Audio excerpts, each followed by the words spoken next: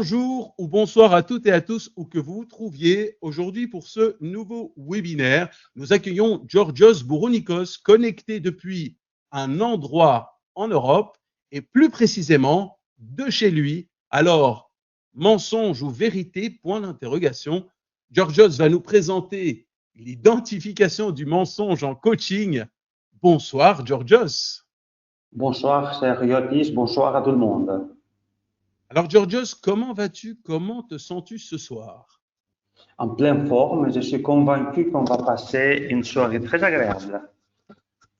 Alors, Georgios Bourounikos, né à Thessaloniki en Grèce dans une famille militaire avec un père général de l'armée grecque, c'est assez tôt, Georgios, que tu te retrouves baigné dans un environnement conflictuel lié aux tensions militaires à Chypre. Très jeune, dans l'adolescence, tu as tes premiers contacts avec les opérations psychologiques dans les couloirs de l'armée jusqu'à tes 17 ans. C'est à ce moment-là que tu quittes la Grèce pour la Suisse dans le but de décrocher un master en sciences politiques et sociales. Ensuite, à Birmingham, en Angleterre, pour un diplôme post-universitaire dans la sécurité internationale, gestion des conflits militaires et analyse du risque politique. Spécialisé donc dans la gestion des conflits militaires et en droit international public, tu es passionné par le système des organisations dans les sociétés multinationales, les institutions internationales, ainsi que dans l'organisation internationale socio-économique et politique. Et on peut le dire, Georgios, tu aimes bouger. De Londres en tant que cadre supérieur à Montreux en Suisse, où tu travailles en tant que conseiller en corporate security et tu conduis une série de restructurations, les plus importantes étant Philip Morris, Nestlé, Tetra Laval, UBS et quelques missions paramilitaires d'extraction. Puis, au Luxembourg, tu fondes en 2008 People Prime Time, dont l'objectif est l'ingénierie pédagogique pour rendre les concepts du développement humain simples et impactants pour le cadre des entreprises. C'est d'ailleurs en 2009 au Luxembourg que tu deviens secrétaire général de l'ICF Luxembourg et donc aussi l'un des membres fondateurs de l'ICF Luxembourg. Depuis 2012, tu enseignes à l'Université de Reims Champagne-Ardenne en France la psychosociologie, la gestion du conflit, la gestion des équipes et les projets professionnels des étudiants. Et en 2020, tu décides de renommer People Prime Time en l'International Institute for Research and Human Development, ayant comme objectif de se rapprocher de la communauté académique et ainsi mettre l'accent sur la recherche et la création de connaissances. Depuis plus de 30 ans, tu altères donc la recherche universitaire et ta carrière professionnelle. Tu es entre autres coach professionnel, certifié MCC, donc Master Coach de l'ICF, SIC PNL, membre professionnel de IEA, maître praticien et formateur en PNL, spécialisé en spirale dynamique, sociocratie et énéagramme. Et pour le webinaire que tu vas nous présenter, on peut souligner aussi en 2016 un diplôme en analyse de comportement et investigation interrogation. En 2017-2018 à Manchester, un master en communication, analyse de comportement et de la crédibilité. En 2019, tu inities des recherches doctorales, donc un PhD sur les indicateurs de la honte. Et surtout, en 2018, tu deviens associé au professeur Paul Ekman, connu pour ses travaux en intelligence émotionnelle et détection du mensonge. Tu deviens ainsi formateur officiel de l'intelligence émotionnelle et de l'évaluation de la crédibilité et de la véracité, vulgairement appelée la détection du mensonge. Georgios, je ne peux m'empêcher de te poser la question, quelle autre formation vises-tu après toutes ces années d'études? La carrière académique est remplie de recherches. Les formations ont arrêté depuis 2 ans, donc la recherche continue parce que la formation est continue. Tant qu'on vit, on apprend, comme disait Socrate aussi. Pensionné, tu continueras? Pourquoi pas? Je ne vois pas la pension. La pension, pour nous les Grecs, ça n'existe pas. Alors, tu vas nous parler de l'identification du mensonge en coaching. Qu'est-ce qui t'a poussé à nous présenter ce webinaire plutôt qu'un autre? À travers la pratique de l'identification du mensonge, je trouvais que c'est une ressource pour les coachs d'aller investiguer et avoir des hypothèses de travail beaucoup plus puissantes, et par conséquent des questions puissantes, sur le monde émotionnel de leur coaché. Et aussi, la question est, quelqu'un ment, qu'est-ce qui fait qu'il ment? Spécialement quand il ment en nous, hein, quand on a la relation d'intimité, de la confiance, qu'est-ce qui se cache derrière et comment on peut poser des questions puissantes. Alors, merci Georgios. Je t'invite à commencer ta présentation et moi, je m'éclipse et reste connecté vocalement comme d'habitude. Avec grand plaisir. Donc, je vais passer à la première fiche. Et bien sûr, la première chose, c'est qu'est-ce que c'est la vérité et qu'est-ce que c'est le mensonge, les définitions. Avant que j'entame ces deux définitions, il faut savoir que toute recherche et concept universitaire a ses limites. Donc, les définitions sont sujets à des discussions. Même les spécialistes ne sont pas d'accord entre eux. Dans notre cas ici, on ne va pas faire un débat sur la définition de la vérité et le mensonge, mais je vous ai mis ici la référence de Paul Ekman, comment Paul Ekman définit la vérité. Donc, je vous ai mis aussi la forme anglaise, en anglais en fait, juste pour ceux qui parlent anglais, voir avec précision. Donc, la vérité, c'est une tentative sincère de fournir une information précise. Et il dit une tentative sincère parce que quelquefois, on peut avoir la volonté de dire ce qu'on sait, la vérité, mais ayant reçu un mensonge comme information, on transmet cette mensonge comme vérité. Mais nous, en l'occurrence, on dit la vérité. De l'autre côté, le mensonge, c'est un choix délibéré d'induire une personne en erreur sans le prévenir préalablement. Beaucoup de discussions et de questions, qu'est-ce que ça veut dire sans le prévenir préalablement? Je vous donne un exemple, juste pour clarifier le sens que Ekman veut dire. Quand vous allez au théâtre, les acteurs vont vous mentir. Mais est-ce un mensonge, étant donné que vous êtes prévenu qu'ils vont jouer un rôle et ça ne va pas être la vérité? Voilà donc ce qui est pour Paul Ekman le mensonge et la vérité. Et à ce stade, je te propose, Yotis, de lancer un premier sondage. Tout à fait. Alors, on lance directement le premier sondage. Quelle est la cadence de votre production de mensonges? Le sondage est lancé. La première possibilité, 100%, je mens comme je respire. 75% souvent. 50% quelquefois. 25% rarement. Et 0%, je mens, mais je n'en suis pas conscient. Donc, ça avance très, très vite. On est déjà à 80%. Donc, voici les résultats. Alors, avec donc 67% pour rarement, 23% quelquefois, 8% je mens, mais je n'en suis pas conscient, et 2% pour souvent. Souvent. Il y a personne qui ment comme il respire, je vois, c'est bien. 0%, en effet. Magnifique. Donc, tout à fait. C'est intéressant le résultat. Et je vais passer sur le slide suivant qui est la nature de nos mensonges. Donc, il y a deux familles principales. C'est dissimuler, donc omettre à dire une information. Et il y a falsifier, donc donner des fausses informations comme des informations vraies. Il y a aussi des éléments secondaires qui restent quand même importants pour la détection, qu'on évalue la crédibilité de quelqu'un. Feindre, c'est quelque chose qui est assez important comme un élément de détection du mensonge. Pourquoi je dis ça? Feindre, c'est quoi? C'est faire semblant de dire quelque chose qui est évidemment c'est faux pour mon interlocuteur. Je peux vous donner un exemple, le prix d'une voiture d'occasion. On sait tous que le prix affiché, c'est pas le vrai prix, en fait. Hein.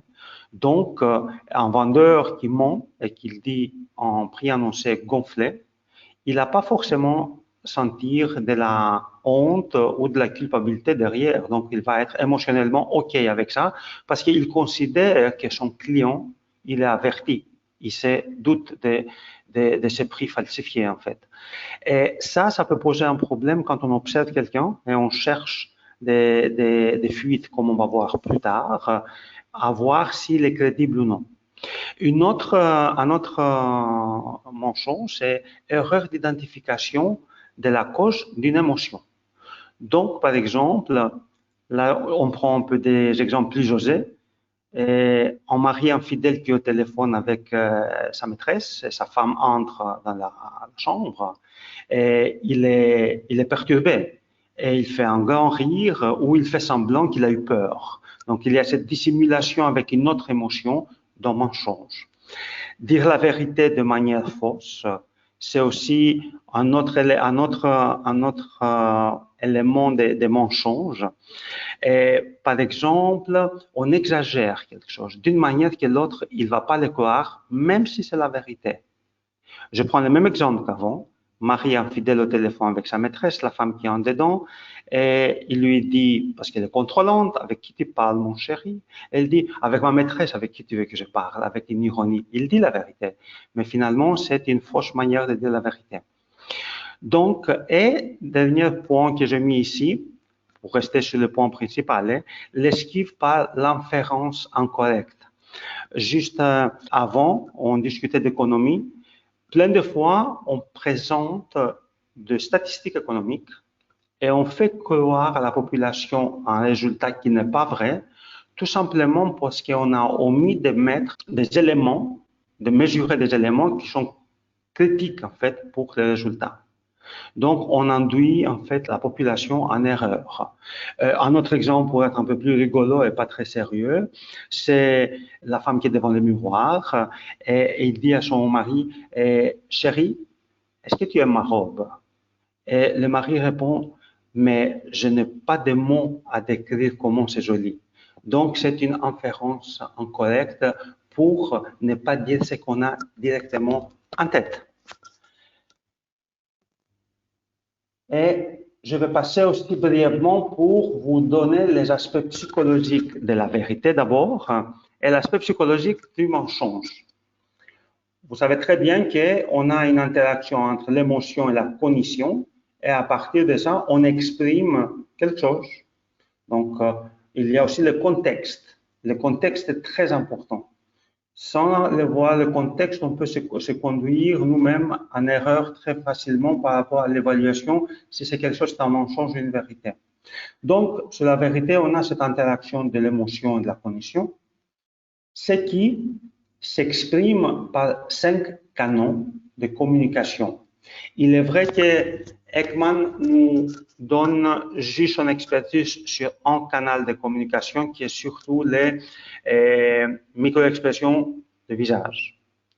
En Manchester, on a continué avec Dr. Alsher et avec Cliff Lansley la recherche et ils ont pris en compte 5 canaux de communication, lesquels sont l'expression faciale, donc Ekman, il a fait des recherches assez approfondies. Il y a le langage corporel, il y a la voix. Donc, est-ce qu'on parle plus fort, moins fort, aigu, pas aigu, grave? C'est tous des indices de notre communication. Le style verbal, de quelle manière on parle. Si on change le style verbal, tout à coup, on devient hautain ou on est low profile. Et le contenu verbal, qu'est-ce qu'on utilise comme vocabulaire? Si vous voyez que le vocabulaire change, ça montre que la crédibilité peut-être n'est pas là. Je vous donne un exemple classique. Si vous confiez votre patrimoine à une banque, vous avez votre banquier et il fait une bêtise, il perd trop d'argent et il ne sait pas comment se couvrir parce qu'il est responsable de ça. Très souvent, il commence à parler en jargon économique qu'il n'y a personne qui comprend. C'est justement ce changement du contenu verbal, c'est un indice si on est crédible et véridique ou non. Donc, pour la vérité, on a donc cette émotion, la connexion, ils sont en interaction, on a l'expression via les 5 canaux et on a 2 autres éléments qui sont très caractéristiques de la vérité. Il y a la spontanéité. Est-ce que ce qui sort de ces canaux, 5 canaux de communication spontanée. Et aussi, il y a la cohérence. Est-ce qu'il y a de la cohérence entre le contenu et le contexte? Par exemple, si vous dites, j'avais un ami qui racontait une histoire, qu'ils étaient dans un party, ils avaient bien sûr eu une soirée arrosée, et il dit tout à coup, j'ai vu un panta. Panta en Angleterre, au mois de janvier, c'est un peu compliqué de trouver. Donc, vous voyez là, le contenu et le contexte n'est pas cohérent. Par contre, s'il donne plus d'éléments de contexte et il dit, waouh, c'était un bal masqué, donc là, ça peut faire de la cohérence en même temps que la spontanéité qui était là. Donc, je vous dis cet exemple parce qu'il faut comprendre bien que des éléments du contexte peuvent changer complètement notre appréciation par rapport à la vérité, à la crédibilité, à la véracité de quelqu'un. Et je passe sur la fiche où j'ajoute le contexte. Donc, vous voyez par l'exemple que le contexte est extrêmement important. Je ne m'empêche pas de faire le parallèle avec le coaching parce qu'il y a aussi, quand vous avez une situation, il faut bien comprendre le contexte. D'ailleurs, on fait toujours cette première ou deuxième entretien initial parce qu'effectivement, ça nous donne l'occasion de comprendre le contexte social, privé, professionnel du coaching et en même temps avoir des éléments sur ce comportement par rapport à ses expressions faciales, son langage corporel, sa voix, son style verbal, son contenu, ce qu'on appelle dans l'évaluation du mensonge et de la vérité, la baseline, la ligne de base du comportement de notre interlocuteur ou de sujet, si vous prenez une expérience. Et je passe directement sur je vous fais confiance que si vous avez des questions, vous faites des messages à mon ami Yotis et il va faire un plaisir de me maltraiter avec vos questions. Donc, je passe à l'aspect psychologique du mensonge. On a toujours les mêmes éléments, c'est le contexte et on a aussi l'interaction émotion-cognition. En même temps, comme il y a un autre élément qui vient s'ajouter, c'est quoi l'autre élément? Du côté émotion, mentir sur mon ressenti ou ressentir le mensonge. Et sur la cognition en même temps, c'est mentir sur ses pensées ou penser à ses mensonges. Ça, c'est des éléments qui commencent déjà à alourdir notre fonctionnement afin de verbaliser quelque chose, afin de communiquer quelque chose. Et ce qui se passe, on a ce qu'on appelle un conflit, une charge émotionnelle avec une charge cognitive. C'est là où ça se pose la base de l'évaluation de la crédibilité de quelqu'un. Juste pour faire une parenthèse, la détection du mensonge, c'est un mythe. Quelqu'un qui vous dit que je regarde quelqu'un, il me dit une histoire et je sais qu'il ment ou je sais qu'il dit la vérité, c'est justement pas vrai. Pour vous donner un exemple, c'est 50-50%. Et si vous êtes un expert aguerri et vous avez de l'expérience, on va dire des ressentis, de l'intuition, on peut basculer jusqu'à 60%, mais pas plus que ça. Il faut toujours engager la communication pour dire qu'on arrive en pourcentage de 95%, 95% pour les Français. Excusez-moi, c'est en Suisse que j'ai appris mon français. Donc, il faut de l'interaction. Pourquoi? Parce que là, on va voir quoi? Qu'est-ce qui applique cette charge cognitive et charge émotionnelle qui se rencontrent? Ça fait des fuites par un canal. On peut avoir une fuite faciale. Par exemple, regardez-moi ici. Ça, c'est une fuite de dégoût. Ou en langage corporel. Très souvent, on a une épaule qui se soulève sans raison, nulle part. Ou on peut avoir une fuite du point de vue voix. Tout à coup, je commence à parler comme ça, très bassement, parce que j'ai peur. Vous voyez, il y a un changement sur la voix. Une fuite, par exemple, sur le style verbal, c'est on commence à devenir hautain ou agressif. Et une fuite sur le contenu verbal, on change, comme je vous ai dit avant, on adopte un langage très jargon professionnel que les autres ne comprennent pas facilement. L'objectif étant de les faire sentir mal et ne pas poser de questions. Voilà donc qu'est-ce qui se passe. Ce qui se passe, c'est que par rapport à notre ligne baseline, ligne de base de comportement, il y a des fuites. Et ces fuites-là, on peut les voir à travers ces différents canaux de communication. Et quand on, vous voyez, il y a ça tourne, il y a baseline, ligne de base, changement, ligne de base, changement. Donc, chaque fois qu'il y a un changement, c'est on appelle quand on fait l'évaluation avec Ekman, c'est le hotspot. C'est une hypothèse à être testée, à sonder en fait. C'est comme on fait dans le coaching, on a des hypothèses et on explique des questions. On ne conseille pas, on ne fait pas de la thérapie, on pose juste des questions, objectif étant de faire émerger une prise de conscience. Là, on pose des questions pour voir qu'est-ce qui va se passer. Il faut dire que quand on observe 3 fuites sur 2 canaux de communication différents en dessous de 7 secondes, il y a de fortes présomptions que la personne ment. Mais même à ce niveau-là, même si on a ces 3 fuites qui est assez complexe à observer, parce qu'il y a des fuites qui ça se voit pas à l'œil nu. Si vous avez observé ou regardé la série Lie to Me, il y avait 3 années, donc Paul Ekman était le conseiller scientifique derrière la série. Vous voyez qu'il y avait tout un paquet de aides électroniques, la caméra, le film, le slow motion, qui nous aident à voir des fuites qui sont pas observables à l'œil nu. Donc, quand on voit une fuite, on pose des questions. Et si les fuites se multiplient, la crédibilité de quelqu'un, il est en train de baisser. Mais si la fuite se répète pas, il faut croire que la personne est crédible et il nous dit juste la vérité. Dans tout cela, il ne faut pas oublier toujours le contexte. L'exemple que je vous ai donné avec la Panta, c'était assez significatif que le contexte peut nous changer complètement la donne sur notre évaluation. Et je vous donne ici une matrice. C'est les décisions à propos de la vérité et des mensonges. Donc, on a vérité, c'est correct. Il y a la réalité, excusez-moi, il y a la réalité à droite, à gauche, et il y a le jugement en haut.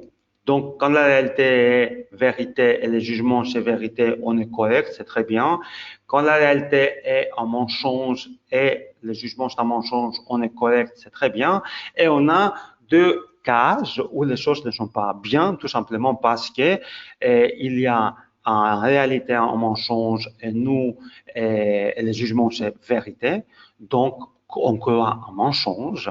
Et l'autre, c'est que en vérité, en réalité, il y a la vérité et le jugement, c'est que c'est mensonge. Donc, on ne croit pas la vérité. Il y a plusieurs facteurs qui peuvent nous faire croire un mensonge ou croire une vérité. Ça peut prévenir de nous-mêmes. Hein. On n'est pas bien préparé, on ne fait pas attention. Très souvent, quand je certifie des coachs, je dis, il ne faut pas prendre aux yeux de votre coaché, parce qu'à n'importe quel moment, vous pouvez observer quelque chose qui est très puissant du point de vue émotionnel. Donc, un moment d'inattention est suffisant de basculer de correct au faux. Maintenant, on a décidé en tant que société civilisée même si quelqu'un dit un mensonge et on n'est pas capable de le prouver, donc de opter pour croire le mensonge au lieu de ne pas croire la vérité. Donc, on avantage ça pour des raisons humanistes. Sur ça, je pense que j'ai déjà assez parlé. Donc, j'invite mon ami Yotis de lancer le deuxième sondage. Tout à fait. Alors, prochain sondage. Quelle est votre habilité à détecter le mensonge? 100%, 75%, 50%, 25% ou 0%? C'est une question qui a l'air simple, mais qui vous demande quand même un peu plus de temps de réflexion parce que, voilà, je le vois, vous êtes à peine à 60%, alors que d'habitude, vous êtes déjà dans les 70-80. Donc, nous allons arrêter le sondage bientôt à 80. Vous y êtes, c'est parfait. Donc, voici les résultats. Avec 45%, c'est 50%, 31%, c'est 25%. 22%, c'est 75%. 3%, c'est 0%. Et 1%, 100%. Donc, quelle est votre habilité à détecter le mensonge? Vous avez d'abord dit 50%, ensuite 25%, ensuite 75%, puis 0% et puis 100%. Merci Yotis. Ce que j'avais envie d'ajouter là, je vois qu'il y a un grand nombre de vous qui est à 75%, et il faut faire confiance à l'instant, parce que l'instant c'est aussi important. La seule chose que c'est judicieux de faire et que c'est correct aussi du point de vue professionnel, si vous le faites dans le cadre d'un coaching, c'est de valider votre hypothèse. Vous pensez que quelqu'un vous ment, prenez votre intuition, mais allez valider en posant des questions derrière votre hypothèse parce que ça va être utile pour vous et surtout pour lui. Alors, je vais te prendre quelques questions. Comment dire à un coaché qu'il a dit un mensonge, nous dit Bicho? Très simplement qu'il est... c'est préférable qu'il dise la vérité parce qu'il est un très mauvais menteur. Si quelqu'un dit qu'il est menteur, il est un menteur et on va provoquer son ego. Quelqu'un avec un peu d'humour, on va lui dire que c'est vraiment un mauvais menteur. Donc, on aimerait vraiment la vérité. Ça passe beaucoup plus fluidement. Mais il faut savoir toujours que c'est une relation. Ça montre aussi le degré de la relation d'intimité, de confiance que vous avez avec votre coach. Alors, il y a Michel qui nous demande, dès la première séance de coaching, il est important de créer l'alliance avec notre client et pour l'accompagner, avoir la conviction que notre client a toutes les ressources pour atteindre ses objectifs. Comment le mensonge vient influencer les ressources du client?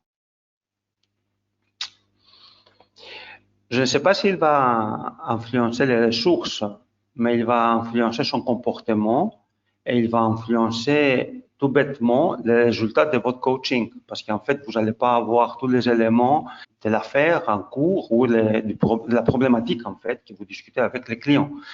Donc, il est bien que si vous doutez de quelque chose, que vous pouvez poser des questions d'une manière ou d'une autre pour investiguer avec élégance, par contre, si ce qu'il dit, ça tient debout. Est-ce qu'il y a de la cohérence, de la spontanéité? Est-ce qu'il n'y a pas de changement dans son comportement? Il ne transpire pas, il rougit pas. On a tous ces éléments-là qui peuvent nous montrer qu'il y a quelque chose qui a changé. Donc, si vous le voyez en difficulté émotionnelle, vous avez le droit de poser vos questions. D'ailleurs, quel est l'intérêt de travailler avec quelqu'un qui vous ment? Alors, il y a pas mal d'informations. Donc, il y a beaucoup de gens qui connaissent bien évidemment Lie to Me, donc qui ont beaucoup réagi à ce sujet-là. Je pense que Paul Ekman a également travaillé sur Inside Out, donc l'un des films d'animation de Disney. C'est juste. Voilà. Alors, il y a Véronica qui nous demande, il faut dire au coaché, quand on détecte un mensonge, est-ce que tu peux donner un exemple? De quelle manière tu le dirais? Ce que j'ai dit avant, très souvent j'ai dit, et je le dis aussi à l'université, quelquefois j'observe mes étudiants, je dis, écoute, tu es vraiment un très mauvais menteur, est-ce que tu veux me dire la vérité maintenant? Mais il faut sourire, il faut le dire avec affection, avec bienveillance. Et je peux vous dire, je n'ai pas eu jusqu'à maintenant une réaction violente. Alors, mensonge du coaching et déontologie, on continue ou pas? Nous demande Karine. Je dis très souvent, en prenant une petite distance de l'éthique de l'ICF et en me référant à Aristote, parce qu'il a fait quand même, il a écrit 600 pages sur l'éthique. Est-ce que vous dormez bien le soir? Si vous dormez bien, ça veut dire que vous êtes encore avec vos valeurs. Donc, vous faites en sorte que vous dormez bien le soir. Emmanuel nous demande comment faire la différence entre un mensonge et sa vérité selon son modèle du monde. Est-ce que ça, c'est un mensonge? Parce que c'est son modèle du monde. En fait, il dit la vérité sur son modèle du monde. C'est un mensonge pour qui? C'est subjectif. Ça amène la réflexion, c'est pas pour esquiver la question. Hein. Il faut juste réfléchir vraiment. Est-ce que c'est une vérité pour cette personne-là? Et si c'est une vérité, on va vers une croyance forte. Hein. Donc, ça veut dire qu'il faut déstabiliser la croyance si c'est utile pour le contexte. Donc, la rendre aidante. Alors, nous sommes très, très, très, très nombreux. Il y a énormément de questions, mais je vais laisser Georgios continuer. On prendra les questions plus tard. Merci. Donc, les ressentis à propos du mensonge, et je pense que ça, c'est utile pour le coach. En fait, mentir peut provoquer. En anglais, on dit duping delight, le plaisir de duper quelqu'un. C'est pas le plaisir. La culpabilité et la honte. Ça peut être l'appréhension de la détection. Le plaisir de duper, c'est qu'est-ce qui fait qu'on a du plaisir à duper? C'est la sensation du plaisir, hein, l'excitation. Waouh, j'ai fait quelque chose, je l'ai trompé en fait. Et ça fait du plaisir, ça fait un petit sourire de supériorité derrière, comme je vous fais actuellement, mais je vous mens pas. Donc, les facteurs ayant une influence, par exemple la personnalité, c'est une personnalité hautaine qui aime ridiculiser les autres en pratiquant cette duperie. Il y a la réputation de la cible. Si quelqu'un va essayer de duper, par exemple, Paul Ekman. Paul Ekman, c'est une référence à la détection du mensonge. Il va être très content de pouvoir dire, waouh, j'ai dit un mensonge et il a cru. Et aussi, c'est le public. J'ai le plaisir de mentir pour voir la réaction du public ou pour avoir de la reconnaissance parce qu'on est des bons menteurs. Et j'entre sur un sujet qui fait partie des recherches actuelles, c'est l'identification de la honte et de la culpabilité. Je conduis une recherche sur le chemin de Paul Ekman, parce que Paul Ekman, il a fait la recherche sur les émotions individuelles, les indicateurs. Qu'est-ce qui nous indique qu'on sent une émotion? Là, actuellement, je travaille sur les indicateurs universels, parce qu'il y a des expériences que ça se passe dans les 4 continents de la honte. Mon cher ami Leila il travaille sur la culpabilité. L'objectif derrière, c'est voir comment on peut détecter ces deux émotions sociales chez notre coach, chez notre interlocuteur aussi. Mais spécialement pour le coaching, ça prend de la valeur parce qu'on peut poser des questions puissantes sur l'exploration du monde émotionnel de notre coach, que c'est aussi une des compétences du coach. Donc, culpabilité et ou honte de l'acte de mentir. Facteur modérateur. 1. Violation de la confiance. Donc, premier facteur, c'est on viole la confiance de quelqu'un et plus cette personne est chère à nous, un ami, notre conjoint, notre enfant, nos parents, plus cette émotion-là, elle est forte. La duperie n'est pas autorisée. Là, on va sur la loi sociétale extérieure qu'il est appliquée chez nous. Donc, ça nous provoque cette ressenti à l'intérieur. Le respect de la cible. Donc, si vous montez à quelqu'un que vous respectez énormément, là, on a de bonnes chances d'avoir l'apparition d'une de deux émotions. Et la cible n'en tire aucun bénéfice. Donc, c'est un mensonge gratuit, en fait.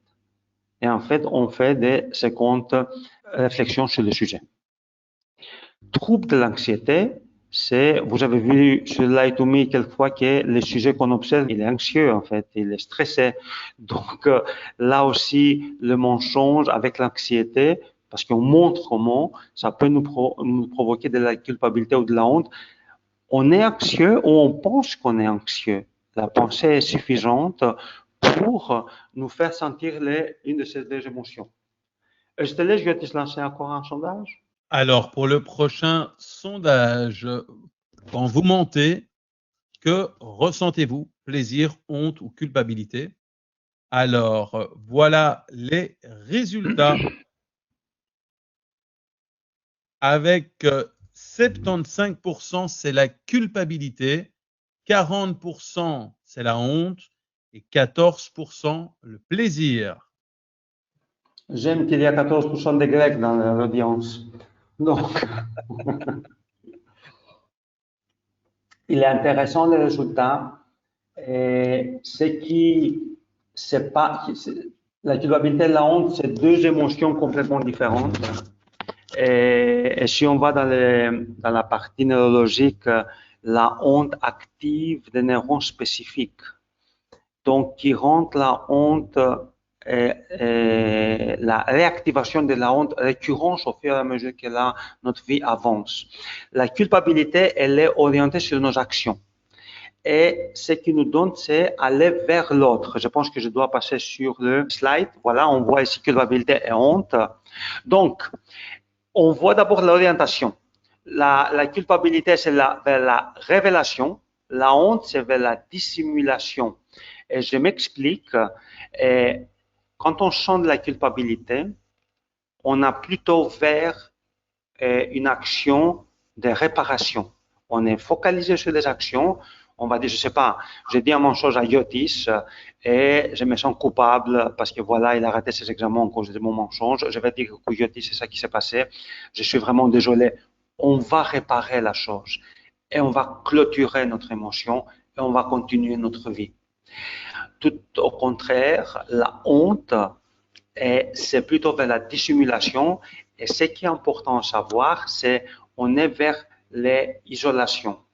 Le premier résultat de ma recherche actuellement, il montre que l'indicateur crédible de la honte, c'est un mouvement de se cacher nous-mêmes.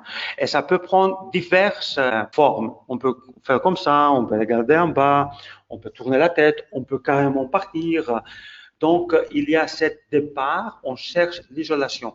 D'ailleurs, dans la psychiatrie, très souvent, prenez par exemple les alcooliques anonymes. On amène quelqu'un qui ressent de la honte vers le groupe et l'autre qui raconte son histoire, il devient le récepteur et aussi celui qui purifie en fait, il fait évaporer cette honte-là. Donc c'est une émotion qui est assez complexe à détecter, mais c'est assez complexe aussi à la faire exprimer. On a aussi où est dirigée la culpabilité vers les actes, la honte c'est vers les choix. Donc vers le choix, ça veut dire le choix idéal. On a des valeurs, on a notre choix idéal, on a fait quelque chose, on compare, on se sent pas bien, de la honte, on veut vraiment que la terre s'ouvre, on disparaisse. Et c'est très important ici de relativiser le choix idéal.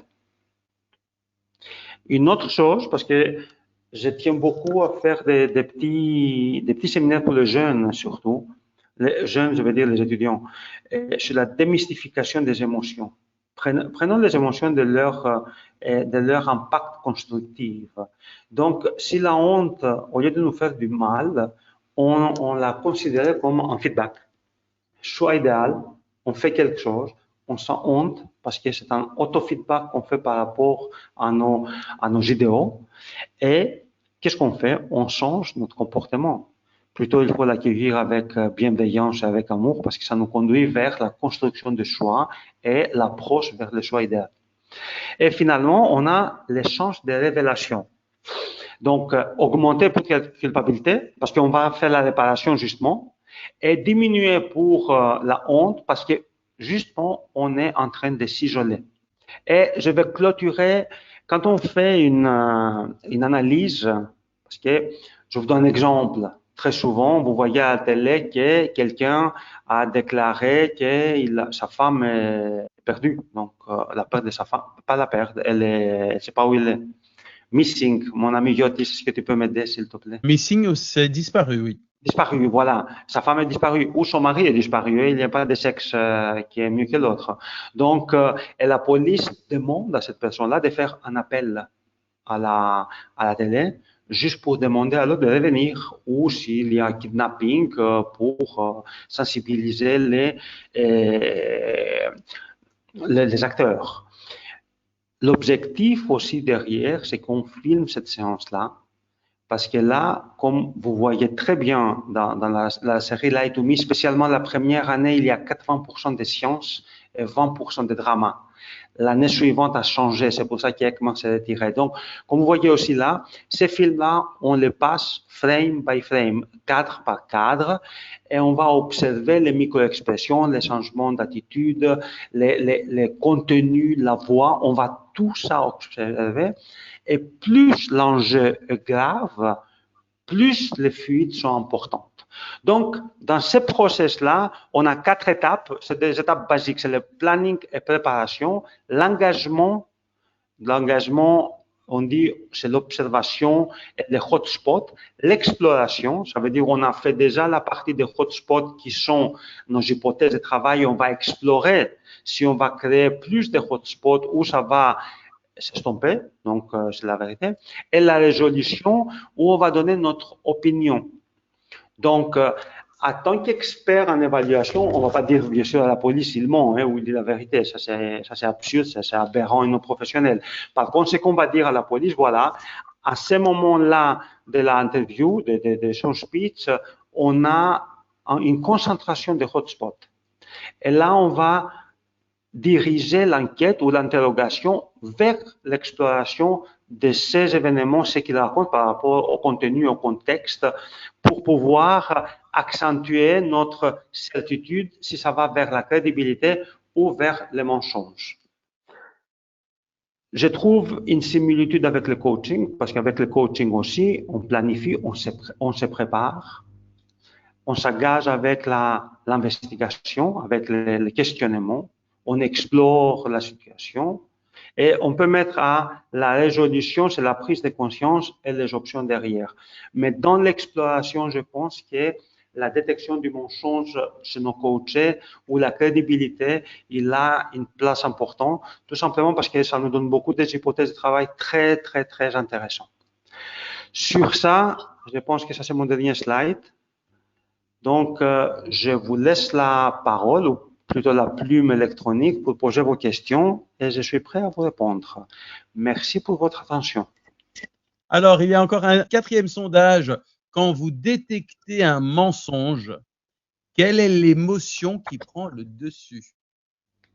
Donc, vous avez la possibilité de cocher 2 options, la colère, la tristesse, la peur, le dégoût, le mépris. Et pendant ce temps, il y a aussi une question que Georgios voulait vous poser. C'est une question qui est plutôt une question ouverte. Et là, c'est une question que vous pouvez répondre dans le chat. Lors de vos séances, votre coaché vous ment. Quelle est votre réaction? Voilà. Alors, nous replongeons sur le sondage. Quand vous détectez un mensonge, quelle est l'émotion qui prend le dessus? Et vous êtes à 70% à avoir répondu. Voici les résultats. 57% c'est la colère, 41% la tristesse, 22% le mépris, 17% le dégoût, 8% la peur. Je répète pour toi, Georgios, 57% la colère, 41% la tristesse, 22% le mépris, 17% le dégoût et 8% la peur. Ce que je dois ajouter sur ce sondage qui est très révélatif, il faut accepter l'émotion qu'elle vient. En même temps, il faut réfléchir qu'est-ce qui provoque cette émotion.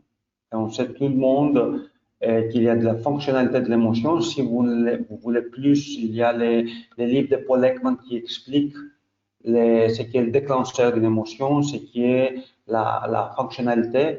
Par exemple, je donne un exemple. La colère, le déclencheur, c'est qu'on a un objectif, il y a un obstacle. Donc, biologiquement, on s'énerve parce qu'on ramasse l'énergie pour aller contourner ou pulvériser l'obstacle et arriver à notre objectif. Donc, posez-vous des questions. Qu'est-ce qui fait qu'il y a cette émotion? Alors, donc, Georgios aussi, il y a des gens qui réagissent sur la question. Lors de vos séances, votre coaché vous ment. Quelle est votre réaction? Je vais aller chercher donc quelques-unes de vos réponses. Ghislaine nous dit, j'ai l'impression que lorsque le coaché ment, c'est plus à lui-même qu'à moi. Qu'en pensez-vous? Ça dépend de la situation. Vous savez que toute situation, il faut avoir quelque chose de concret. Mais il y a plusieurs possibilités. Un coach peut mentir parce qu'il a honte de lui. Ça, c'est le plus souvent qui se passe. Et le coach peut mentir parce qu'il ne veut pas. Il veut dissimuler sa vérité, en fait. Mais c'est à nous de voir si effectivement il ment, qu'est-ce qui le fait mentir, on pose des questions, et qu'est-ce qui se passe, quelle est l'origine, qu'est-ce qui est le déclencheur de son mensonge. Pour moi, dans le coaching, ça c'est le plus important. Qu'est-ce qui conduit quelqu'un à nous mentir? On n'a pas une relation établie correctement, il nous ment tout simplement. Donc, je pense que là, le coaching est un compromis où il y a derrière des choses à discuter, évaluer et faire des prises de conscience extraordinaires. Alors, Lionel nous dit, qu'ai-je loupé pour que le coaché me mente? Lisiane nous dit, reformulation et vérifier si j'ai bien compris, lui donnant ainsi la possibilité de corriger ses propos. Là, je prends la reformulation, c'est pertinent ce qu'elle dit. Et Lionel, qu'est-ce qu'il a dit par rapport à la relation? Alors, Lionel a dit, qu'ai-je loupé pour que le coaché me mente? Ça, c'est un feedback de son mentor qu'il doit demander parce qu'il y a des relations qui ne passent pas aussi. Il n'y a pas de raisons spécifiques. Donc, comme je dis très souvent à mes étudiants, il y a ceux à qui on plaît et ceux qui manquent de goût. Le premier nous remplissent de bonheur, le deuxième d'expérience. Donc, il n'y a personne qui est parfait. Si on rate une relation, ça peut être manque de bol ou ça peut être notre comportement qu'il faut revoir et corriger. Clio nous dit, lorsque mon client me ment, je pense immédiatement à ses peurs, plus son cadre de référence initié par ses parents et leur culture, plus ses blocages, plus le concept de sentiment raquette. Et si elle lui posait la question tout simplement, ce serait beaucoup plus facile. Alors Mohamed nous dit, vérifier, approfondir, accompagner et recadrer en co-construction. Rim nous dit, j'essaye plutôt là où les raisons qui l'a poussé à mentir. Cécile nous dit, la surprise, la rupture du contrat de confiance. Alors, Hélène nous dit, en coaching, j'ai la sensation que nous rencontrons davantage de profils se mettant à eux-mêmes que mentant au coach. Qu'en pensez-vous? Ce que je pense, c'est que je réponds en général sur toutes les personnes qui ont réagi. Et on vit dans une société où on porte un masque social. Ça, c'est quelque chose qui est du connu. Donc, est-ce que c'est caché derrière la masse sociale, on ment ou non? Ou on est dans le politiquement correct? C'est aussi une grande discussion et c'est aussi la discussion avec le coach par rapport de cas par cas. Ça va prendre la valeur qu'on doit attribuer en fait à ces propos. Donc, je disais une fois à Paul Ekman, la première chose que j'ai appris depuis que j'étais petit, que je voyais les gens sur la détection du mensonge, c'est de devenir un meilleur menteur. Et en deuxième étape, c'était de commencer à m'amuser à détecter les mensonges chez l'autre. Mais ça, c'est très fatigant, je peux vous dire, parce qu'il faut observer très bien. Mais quand on arrive à un niveau un peu plus élevé, que je pense qu'en tant que coach, on y est, c'est à comprendre l'autre. Et cette compréhension de l'autre, automatiquement, ça conduit à la compassion. Il faut voir le mensonge avec compassion. J'ai vu tout à l'heure qu'il y a beaucoup de gens qui s'énervent. C'est normal, c'est humain. Mais il faut juste du travail, je vais dire, juste s'approprier cette colère et être en compassion avec notre coach. Ça va appliquer aussi la relation de l'intimité, chose qui va nous permettre aussi d'être dans l'authenticité avec notre coach. Je pense que c'est des éléments capitaux pour pouvoir aller au-delà du masque social et aller spécifiquement au-delà du mensonge. Alors Sylvie nous dit, je pose la question toute simple, est-ce que c'est vrai? C'est une très belle question. Et par contre, ça c'est une hypothèse de travail. Hein? Donc ça veut dire qu'elle doit attendre voir la réaction du coach.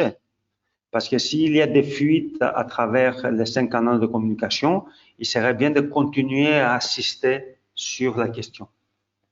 La dernière réaction, c'est celle de Vanna. Et si ma valeur essentielle est la sincérité, comment faire? Il n'y a personne qui est parfait dans la vie, j'ai envie de dire.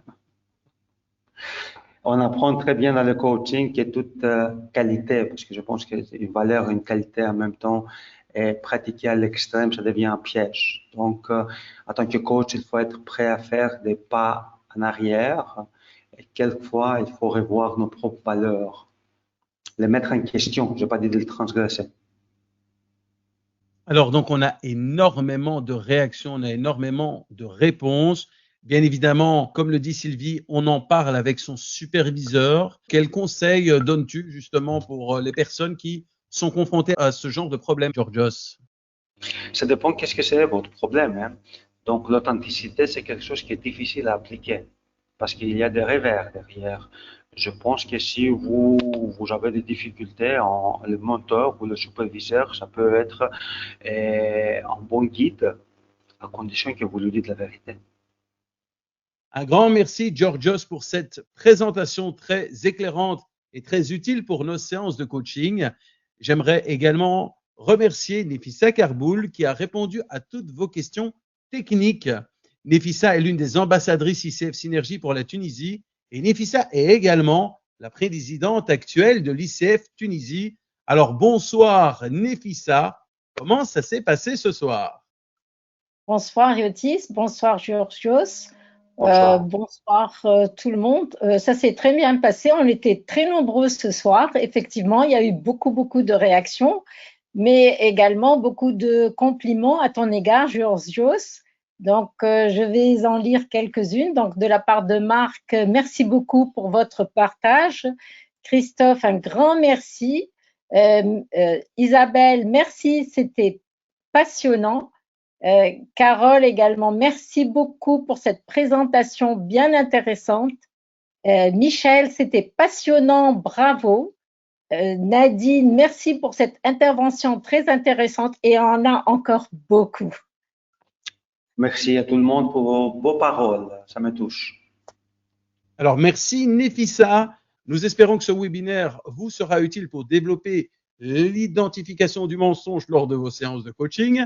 Vous avez aimé ce webinaire, vous voulez nous le faire savoir et booster notre ocytocine et notre sérotonine. Laissez-nous un petit pouce bleu en dessous de cette vidéo, quelques commentaires honnêtes bien sûr, et voilà comment vous pouvez tout simplement nous faire plaisir. Ça a tendance également à augmenter notre motivation et notre dopamine, donc pour faire les prochains webinaires.